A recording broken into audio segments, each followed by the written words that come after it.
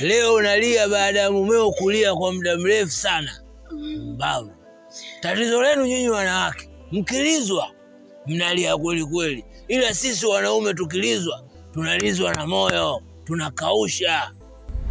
Sasa ngoja nikwambie, nikupe za ndani kabisa. Mimi ndo nilimwambia mumeo atembee na mdogo wako. Mimi hapa. Kwa sababu nilijua wewe ulitembea na rafiki yake. Dawa ya moto, ubaya ubwela.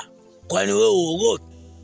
Ulichokianzisha wewe ndicho mimi nilimwelekeza mume wako akifanye.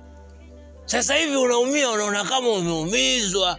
Mumeo aliumia sana. Mumeo alilia kwa macho yangu namuona. Tena kuna wakati nilikuwa nauona moyo wake ukibubujika machozi.